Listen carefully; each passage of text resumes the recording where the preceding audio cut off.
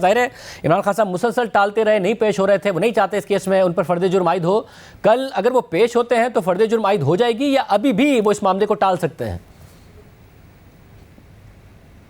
دیکھیے یہ اب عدالت کی ثوابدید پر ہوگا، کیونکہ عمران خان صاحب کے وکلاء نے اس مقدمے میں ایک درخواست دائر کر رکھی ہے کہ جو استغاثہ پرائیویٹ کمپلینٹ فائل کی گئی ہے الیکشن کمیشن کی جانب سے، وہ جس شخص کی طرف سے یہ دائر کی گئی ہے اس کو اختیار حاصل نہیں تھا. اس کے اندر یقیناً بہت سی اور سی قانونی گراؤنڈز موجود ہوں گی. تو اب عدالت کی یہ ثوابدید پر ہے کہ وہ پہلے اس درخواست کو ٹیک اپ کرتی ہے، کیونکہ عمران خان صاحب کے وکلاء یقیناً یہ چاہیں کہ عدالت پہلے اس درخواست کو ٹیک اپ کرے، اس درخواست پر کوئی آرڈر پاس کرے کہ یہ استغاثہ مینٹینیبل ہے نہیں ہے، اور اس کے بعد اس آرڈر کو پھر لے کر جو ہے وہ آگے جس طرح پہلے وہ ہائی کورٹ میں ریویژن پٹیشن فائل کرتے رہے ہیں، اعلیٰ عدالتوں تک جاتے رہے ہیں، تو اس مقدمے کو ڈیلے کر سکیں. اور دوسری طرف جو ہے وہ بہرحال جو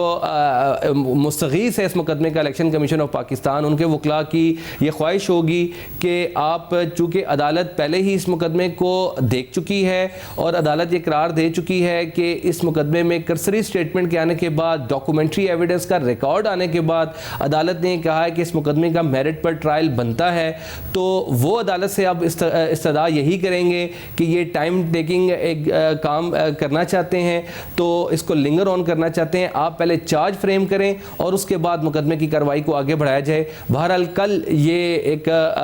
جو بھی کام ہوگا وہ اب عدالت ان دونوں میں سے جو بہتر طریقہ کار سمجھے گی وہ اس کو اڈاپٹ کر لے گی. لیکن جو قانونی طریقہ کار جو فی الحال جو عدالت کی پروسیڈنگز ہوتی ہیں جو قانون کے مطابق وہ یہی ہیں کہ اگر case charge framing of charge کے لیے فکس کر دیا جائے تو بالعموم جو ہے وہ عدالت جو ہے وہ اس کیس میں چارج فریم کرتی ہے، اور اس کے بعد اگر کسی نے کوئی کارروائی کوئی درخواست دینی ہے تو اس پر بھی سماعت ہو سکتی ہے. بہرحال یہ عدالت کی ثوابدید ہوگی. فرد جرم عائد ہونے کے بعد میں پھر پرولونگ ہو سکتا ہے یا ممکنہ طور پر اس کیس کی نوعیت کو دیکھتے ہوئے کتنے عرصے میں فیصلہ آ سکتا ہے؟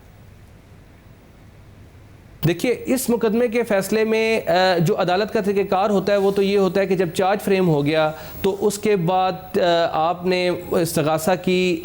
جو شہادتیں ہیں وہ ریکارڈ کرنی ہے، اور جو کرسری سٹیٹمنٹ جو سرسری بیانات جو ابتدائی طور پر ہوتے ہیں وہ الیکشن کمیشن نے جو کروائے تھے وہ صرف 2 گواہان کے کروائے تھے. ایک ڈسٹرکٹ الیکشن کمشنر اسلام آباد ہے، ان کا بیان ہے، اور ایک اور شخص ہے ان کا بیان کروایا تھا. تو اگر تو استغاثہ کی شہادت انہی 2 لوگوں پر مشتمل ہے، پھر تو اس مقدمے میں 2 گواہوں کا یہ مقدمہ ہے. ان 2 گواہوں کے ساتھ ایک آدھ کسی گواہ کا اضافہ بھی انہیں ہو سکتا ہے کرنا پڑ جائے. تو بہرحال یہ 3 ایک گواہوں کا 4 گواہوں کا اور سارا دستاویزی شہادت کا یہ کیس ہے. اس کی بہت بڑی لمبی کارروائی پہلے ہی الیکشن کمیشن آف پاکستان کر چکا ہے، اس کی رپورٹ اس کا فیصلہ بھی موجود ہے. تو میری نظر میں اس مقدمے کی سماعت میں اگر 3 گواہ ہیں اور اس کے بعد ہونا یہ ہے کہ ملزم کا بیان ہوتا ہے 342 کا، اور ملزم سے پوچھا جاتا ہے کہ آپ کے خلاف یہ گواہ ہیں، آپ ان کے بارے میں کیا کہتے ہیں. اس کے بعد ملزم کو شہادت پیش کرنے کا موقع دیا جاتا ہے. اگر وہ اس آپشن کو استعمال کرتا ہے، جو کہ بہت کم ریئر کیسز میں ہوتا ہے کہ کبھی ملزم کہے کہ میں شہادت پیش کرنا چاہتا ہوں، ورنہ ادروائز وہ کہتا ہے کہ استغاثہ میرے خلاف قانون کے مطابق کیس ثابت کرنے میں ناکام رہا، اور بحث ہوتی ہے. اس پورے پروسیس میں میرا خیال ہے 2-3 ماہ سے زیادہ نہیں لگنے چاہیے. جس نوعیت کا یہ مقدمہ ہے، جتنا عمران خان صاحب اور ان کے وکلاء نے اس مقدمے کو ڈیلے کر لیا ہے، میرا خیال ہے اب ڈیلے کا زیادہ چانس نہیں ملے گا. 3 گواہوں کا مقدمہ کتنا عرصہ چل سکتا ہے؟ آپ ہفتے میں ایک سماعت بھی اگر رکھیں تو، اور ایک گواہ کی شہادت ہونی، اس کے بیانات وہ پہلے ہی ہوئے ہیں، چھوٹے چھوٹے بیانات ہیں، ڈاکومنٹری ایویڈنس ہے، اس پر کتنا عرصہ یہ کراس ایگزامینیشن کر لیں گے؟ میرا نہیں خیال کہ یہ مقدمہ 3 ماہ سے اوپر جا سکتا ہے.